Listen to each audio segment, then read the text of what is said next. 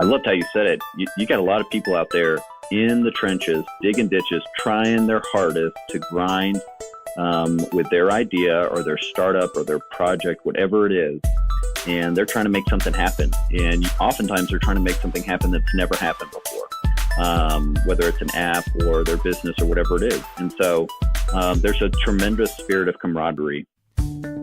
When the going gets rough, you know how the saying goes. Sometimes things happen, life happens, and it's not always our fault. In this podcast, we'll feature real-life testimonials from people like you, from good times to bad, funny memories and hard lessons learned. Everyone has a story and everyone has been there.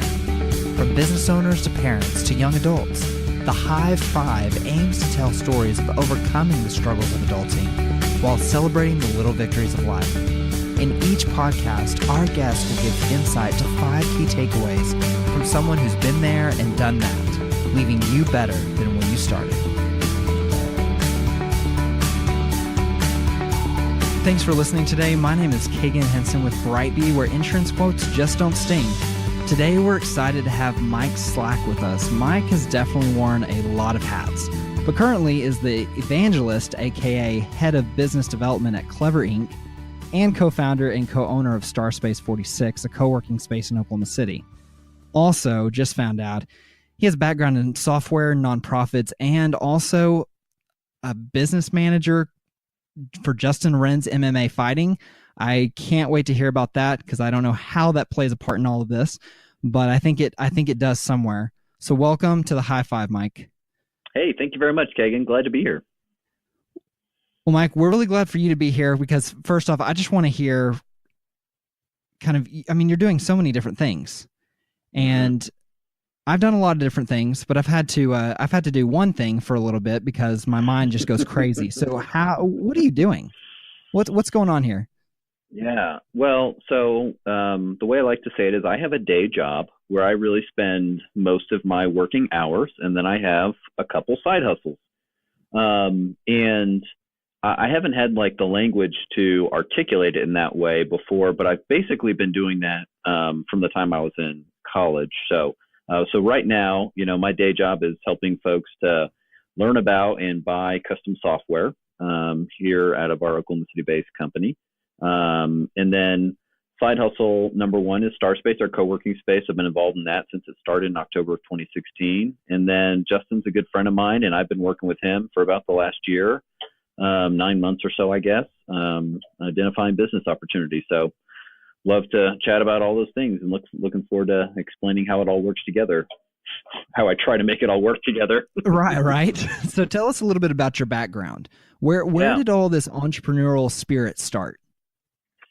So that's a really good question. So I didn't see myself as an entrepreneur for a long time. It's only been recently that I've kind of put that hat on my head and identified it on myself as an entrepreneur.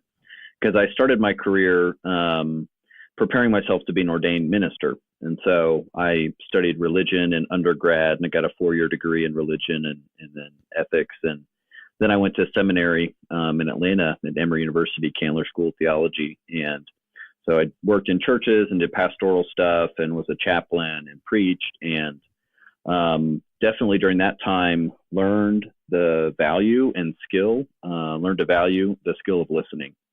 Listening deeply to what's going on with someone else. And so that's been one of those key takeaways from that part of my career that's been really helpful in everything else I've done. So after I spent 5 years kind of in this ministry phase, I spent 2 years as a high school teacher and as a coach in Atlanta. I did the Teach for America program, and so taught 2 years, taught special ed and then freshman math, and coached girls volleyball and boys soccer. Loved all that stuff, loved being a coach, loved teaching, but kind of found out that being in a high school environment isn't really my long-term calling. And so came back to Oklahoma City and did a master's degree in nonprofit leadership. And so through that, really started to get quite a bit more experienced in entrepreneurial things. I graduated from that program, got a job as a fundraiser, worked for 6 years in nonprofit fundraising. But, the people that I'm interacting with and raising money from many of them are business owners and entrepreneurs. And I was, watched how they lived their life and listened to how they describe what they do and the skill sets they had to go do those things. And I thought, man, I really want to be like those people. I really like what they're doing. And so I started doing little tiny, like micro entrepreneurial things on the side. Like I started tutoring, right? Post on Craigslist, get some clients, and all of a sudden, I've got a roster of folks that I'm tutoring. And so I do little things like that. And then, I spent 6 years in fundraising. So I talk about kind of like my first 11, 12 years of my professional life were in this do-gooder phase, right? And I haven't left the do-gooder phase. I just don't do my do-gooder stuff professionally now. I do that on my volunteer time. So that's a little bit of my background. And then I got involved in the tech. That doesn't really have anything to do with tech, right? Yeah. So one of my best friends was a board member of the nonprofit called Techlahoma, and their mission is to advance the grassroots tech community here in Oklahoma City. And so we're friends, and we would meet and talk. And I'm a nonprofit fundraiser. He's on the board of a nonprofit. He would ask me for advice, and he would tell me about the things that they're doing, and I would give him some guidance and direction. He'd take it back to the board and try to implement it. And we're having lunch one day, and it was in the Plaza District, and we're sitting there and talking. And I said, I think I'd really like to be a consultant one day, and do like what I'm doing with you guys, but be an actual consultant. And he said, Mike, you are a consultant. You're just not asking me to pay for it. And I thought, oh man, I need to figure this out. And I said, okay, well, how about I propose a campaign for you guys and run it? And he said, that sounds great. And so I said, all right, let me try. So I put together a proposal and I sent it to their board and did a presentation to their board, and they said yes. And so ran that campaign, and it was successful. So we raised, it was the first time they put together like an annual grassroots fundraising campaign for their members. And so we did that. And then near the end of that campaign, some of the same folks who were involved in Techlahoma were talking about getting this thing called StarSpace46 up and running. And it kind of grew out of this campaign that we were running. And so they invited me to join the partnership group and to help get it started. And so that's how it got started. I was still a nonprofit fundraiser by day, and then helped start StarSpace46 by night. So what makes StarSpace46 so special? What's your belief in co-working? So I really would love to hear your answer to this question, because I think I know what makes it special, but you've been, a guest at StarSpace. You've seen some of the things that we've done. I know I'm the guest. I'm supposed to answer the questions, but it would be interesting for me to hear what you have to say, and then I'll kind of share my thoughts. Would that be okay? Dude, with all the things you've been doing, you're taking over the host. Look at that. I'm fine with it. Bring it. Okay. All right. Well, what makes StarSpace special? Like you've been around, you've spoken at events there. What do you think? Yeah. So I think first off, just co-working in general is pretty interesting. When I really found out more about what co-working was when we were dealing with our development team in Colorado. Mm-hmm. And honestly, I think there's an energy. One of the mm-hmm. things that I've told my mentors a lot is that sometimes I feel alone when you're doing all of this tech startup, and I think that's a very generic term for a lot of people, but there's a different demographic of these people that are doing these things, and there's an energy to be around other people who when you see them through that glass wall, you can't hear what they're talking about, which you sure wish you could, but but they're doing something, and they may be given. It may not mean anything to you, but they're doing something. And I think there's something there. There's something there to know that other people are getting after it. They're digging ditches, and there's a community. And so that'd be the short answer. I think it's also just cool. Anyways. Yeah, exactly. Right. Exactly. So the words you said there at the end was going to be my one word answer. And the secret sauce of co-working, and we're revealing it right here on this podcast, is community. And if you can create community, which is a place where people feel belonged, and if they feel belonged, they want to be there. And not only do they want to be there, they want people who are like-minded to be there. And so the people who are like-minded in this sense, the thing that unites these folks is that, I loved how you said it, you got a lot of people out there in the trenches, digging ditches, trying their hardest to grind with their idea or their startup or their project, whatever it is. And they're trying to make something happen. And oftentimes they're trying to make something happen that's never happened before, whether it's an app or their business or whatever it is. And so there's a tremendous spirit of camaraderie. So to elaborate just a tiny bit more, community is a pretty kind of ethereal thing. It's a touchy-feely thing, but the next step that makes it supportive, beyond just emotionally supportive, but supportive for your business is what we call the ecosystem. And so we feel like we've developed a pretty strong startup ecosystem where there are services, which are many times startups themselves, right inside this one place that have many of the things you need to help your startup grow. So if you are a tech startup, we have software developers who are right there in-house. We have HR consultants who can help you work through issues about hiring your first employees and putting together employee handbooks and onboarding. We have a fractional bookkeeper. So you don't need to hire a bookkeeper, but you need someone to run some reports and do some line accounting and reconciliation. We've got that person right in there. You need someone to help you with content writing or search engine optimization. Boom, we've got those folks right there. We just recently have a new tenant who's a startup lawyer for entrepreneurs. Yeah. And so he's moved into the space now as well. So you start thinking and then just by nature, many of our folks who are involved in StarSpace, among the partnership group, they're also helping you connect the dots. And so we're doing kind of a little bit of business development consulting as well. And so you put together that ecosystem, and it just dramatically increases your ability to stay alive, number one, and then to grow and thrive. How do you establish this community? As I said, people are digging ditches, and sometimes what that means is that you don't have any other time to do anything else but to work. So how do you encourage, or how do you establish this community when everyone's got their heads down trying to do the best they can and survive?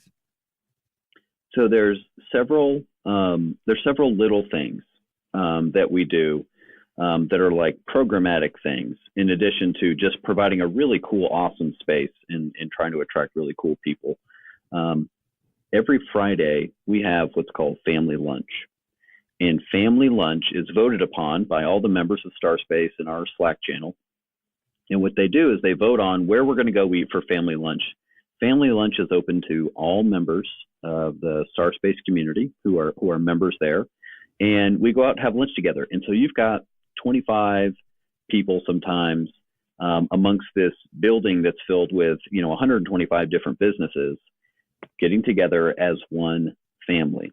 So that alone just goes and speaks volumes to how we kind of create community. And not everybody, wants to participate. Not everyone's there for the exact same reason. Some people are attracted by the community. Some people, they need that office space with a good, fast internet. They're tired of working at Starbucks. And that's okay. We're there to serve those folks as well. But things like Family Lunch, things like a video game room, things like now we have a sponsorship from Red Bull. So there's a place you can go in the kitchen, always sit down and grab a Red Bull. We've got a beer sponsor now who comes in and once a month replenishes our kegerator. And so you come and sit in the kitchen booth and you sit around, you enjoy a drink and talk about what you're going through because you're there late working on your ideas. So all those little things just provide those additional touch points. So what would you say some of the other things that you guys are doing in the works? What are you guys dreaming up over there that you see for the future? So there's a whole lot that could be done, and I'm being a little vague about this because we haven't announced anything, and we're considering a lot of things. But let's just say that there's a whole lot of things in the world of related services. So what are the related services that entrepreneurs and startups need that we as an entity or as a facility could provide that would be of value both to the business, the client, the person who's there, and to StarSpace, and also to the overall kind of Oklahoma City entrepreneurial ecosystem. I would say stay tuned because there's going to be some new things that'll be announced before too long. I want to talk about Clevyr for a second. You're involved as, and it says evangelist and then business development. So are these two separate things, or do you really consider yourself more so an evangelist and then you got to put business development because it sounds professional? Right. So everyone at Clevyr has really your avatar or your superhero ability, and then like your formal role, right? And so Matt, our CEO, is the alchemist because he's the visionary who can mix together 10 different things to create some brilliant solution. Like he's the CEO, but he's the alchemist, right? Yeah.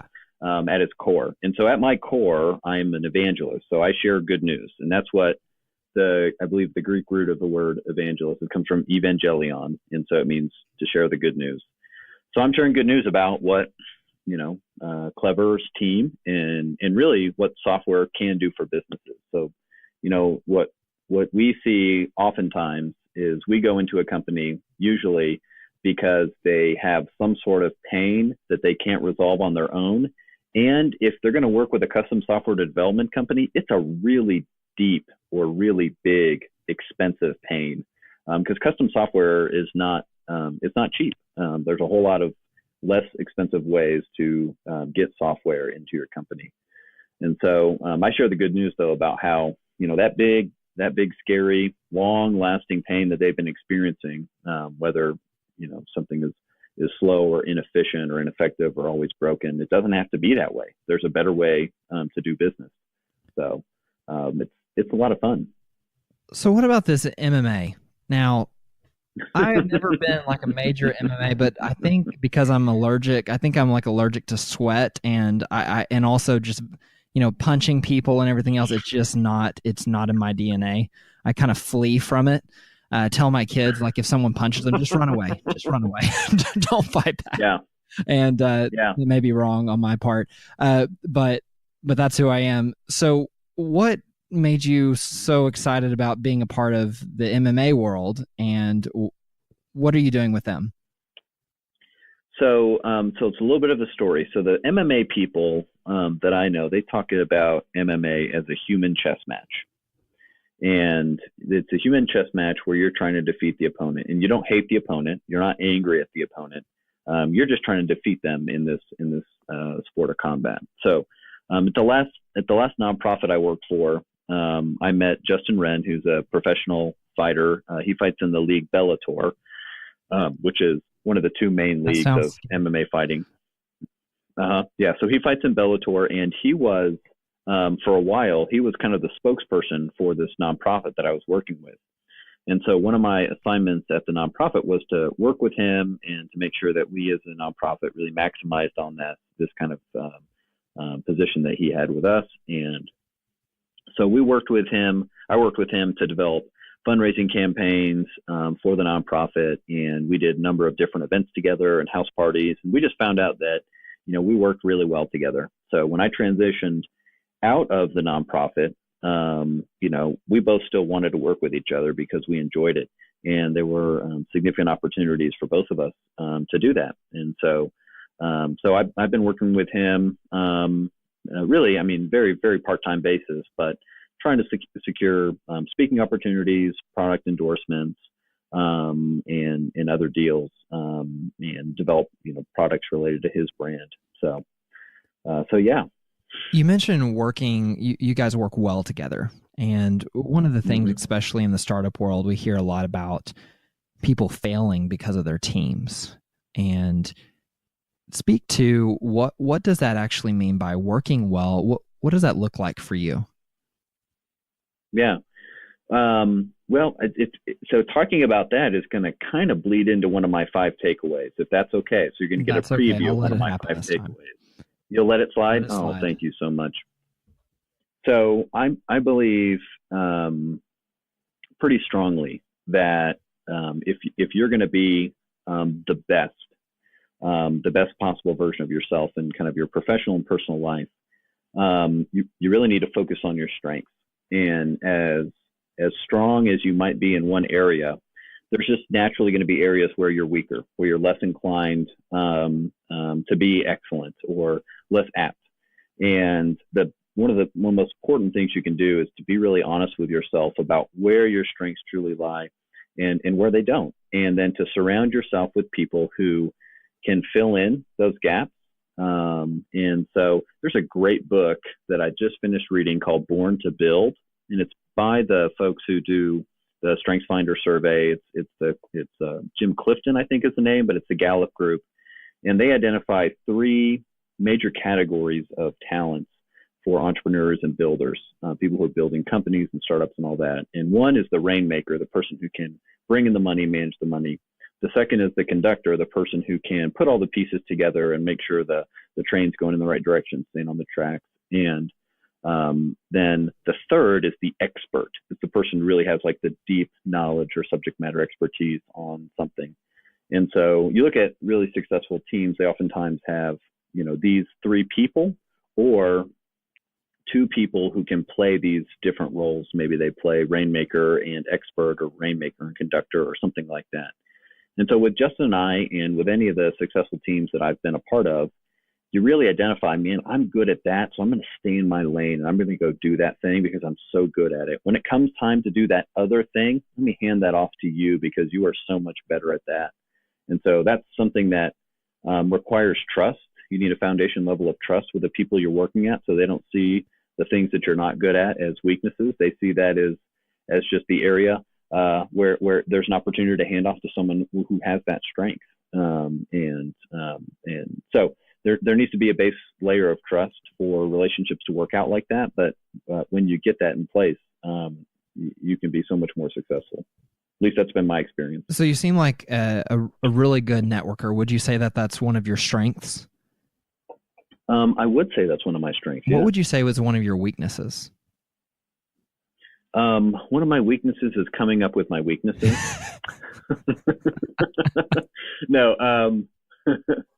So I am not, in certain ways I am, but in many ways I am not like the detailed expert in some things, right? Like I am not the person that's going to look at like 1,000 swaths of paint to find the perfect color for my office, right? Like that kind of a task would drive me crazy.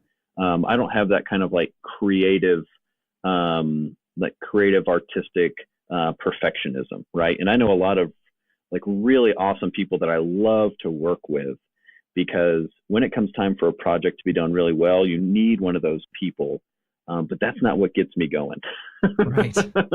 I love to get people excited about the project, to see the better future, to see what could happen, and then partner with some really awesome technical people on making it happen. Right. I could do it. I could project manage. It's just not what excites me. Yeah. So you're really good at getting people excited about whatever you're excited about. It looks like it doesn't matter what it is. I mean, it could be, throwing a couple punches with the MMA or co-working or Clevyr. So it looks like you do really well of getting people excited in whatever you're a part of. And that's why I'm the evangelist. That speaks highly of you and what you can accomplish. I mean, just by you telling me about co-working again, I know I've met with you once or twice about it. And just to hear you again, I'm like, man, he's trying to get me really excited about this. I'm trying. I don't know if it's working, but I'm trying. You're moving the needle. Well, and it's easy, honestly, it's easy to be excited about things. And this is going to sound, self-evident, but it's easy to be excited about things that you're excited about. Like I'm truly, honestly excited about some of this stuff. And that's the difference between what I'm doing now and doing in things that sometimes I've done in the past, is that if you really have to force yourself to be excited, if you have to force passion, man, maybe you're doing what you need to for now, but boy, life is going to be so much different if you're in a place where you don't have to force passion or try to generate it artificially. I am passionate about these teams that I'm working with, and I know that what we're doing is good and the product we're selling is good. and it helps people's lives. And so, yeah, That's awesome. it's easy to get excited about that. Well, I've veered off from a lot of our questions. Our content guy who's done a lot of research on you is going to be ticked because he's going to ask me, why did you not do any of the questions I asked? I worked really hard on that. But yeah, we're going to have another conversation to get more into sounds great. The trenches on other things that you're doing, AR, VR, lots of other things, your cool business card and how it pops up and does things, all of that. But we do like to make sure that all of our consumers who are listening, or anyone listening, hears a little bit more about 5 key takeaways and what you believe is important for people to understand and take away from this listen. Yeah, absolutely. Well, appreciate it. So the number one takeaway across the board for me, personal life, professional life, your sense of happiness, is going to be to know thyself. So know thyself is something that Socrates, ancient Greek philosopher, 400 or so BC, said. And so the root in my mind of all wisdom is really knowing and understanding yourself. And so that can happen in a lot of ways, whether it's you read books to help understand the human psyche and the human condition, you have conversations with others to understand what makes them tick. Sometimes people go to professional help or engage with life coaches to do that. But I think when you know and understand yourself and what motivates you and what doesn't motivate you, that's incredibly important in all facets of life. 2, this is kind of what we indicated and we talked about a little bit earlier, which is to focus on your strengths. So takeaway for me, hope folks will have and understand, is that, I know that I'm a good evangelist. I know I'm good at getting people excited. And so I'm going to focus on getting people excited, and where are roles and positions that I can play on the team where I get folks excited. Man, that's when I'm going to have the biggest impact on that team. It's not going to be, the person who's doing the conducting and connecting all the pieces. That's somebody else's strength. And the company will do better if somebody else does that. So focus on your strengths, do what you're really good at, but you have to know yourself to know what your strengths are. So the third thing, this is a life philosophy for me, which is to serve, and to serve by saying yes. Many people are asked to do things, and oftentimes they're asked to do things that they're not being compensated for. And because oftentimes you're asked to do things that you're not compensated for, lots of times people say, no, I've got to focus on my business. I've got to focus on myself. I've got to focus on X, Y, or Z. And you can't do everything, but when someone asks you to serve, say yes. And you'll be amazed at what happens. The people you'll meet, because the other people you meet while you're serving are other people who say yes. And I found a tremendous amount of value being around people who say Definitely. yes. So takeaway number 4, again, something we kind of previewed earlier, is to partner with people in life who fill in your gaps. So it goes back to the strengths finders kind of mindset and approach of doing what you're really good at and focus on your strengths, and then partner with those who can fill in your gaps. And then the last thing, and this is something I have to put in here to remind myself, because I fill my calendar with stuff to do, and I like to do things, and I like to stay busy, and I'm focused on my key performance indicators and my goals and my all that. And so number 5 is really to remind myself, but it's have fun. You've got to have fun with what you're doing. And so sometimes that means forcing yourself to take a break, or, hanging around people who's have a just a little bit more easily drift into a fun and playful attitude and spirit. But go have fun. So in our office, we have ping pong, we have a VR room. And so I make a point, I have to schedule it, got to put it on my calendar, go play ping pong, go hang out in the break room. Don't just sit there and email and call and text and try to work, but go out there and have fun. So those are my takeaways. That's great. Mike, how do people get a hold of you? I mean, I'm assuming that you don't have 3 cell phones and 2 pagers. You've got some way to get a hold of you. So what's the best way if they want to learn more about the co-working, Clevyr, if they want to learn more about MMA and everything else, what's the best way? The best way to get a hold of me is email. And the best email to use is mike@clevyr.com and CLEVYR.com. And then from there, I can route to any of the different things. But yeah, email is the best way to get hold of me. I'm also on LinkedIn. I would love to connect with folks on LinkedIn and would be happy to connect and start a conversation there as well.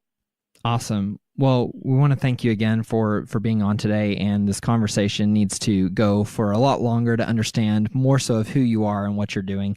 And we'll definitely have that if you're okay with that. I like to get people to say yes on the podcast so then I can hold them to that. Oh, Kagan, anything that lets me just listen to your soothing voice more, I will say yes to. I work on it. It's like, no wonder you've been so successful. Just listening to you talk is a gift. I know. It's amazing. I work on it every single day. Voice warm-ups and everything. So that's awesome. Good. I'm glad to hear that. Send that to the team so they hear that you said that about me. And I mean, don't they already know? I don't know. Some days I think they like me, and other days I don't know. So hopefully in my next meetings, they'll really think I'm something special. So that is great. Well, we want to remind everyone to subscribe and also give a review. Please do it now. Subscribe to the podcast. It helps us and it will help you. We're going to have great content moving forward, and also give a review. That is so helpful. Tell us about Mike and all the things that he's doing and how it's inspired you as well. Also, don't forget, if you're looking for insurance quotes that don't sting, which everyone should be, go to BriteBee.com, click Get a Quote, and find qualified agents of your choice, hassle-free, spam-free. Guys, we really appreciate you listening. If there's anything else we can do as a team or Mike can do, all you have to do is let us know. Thanks for listening. Have a good day.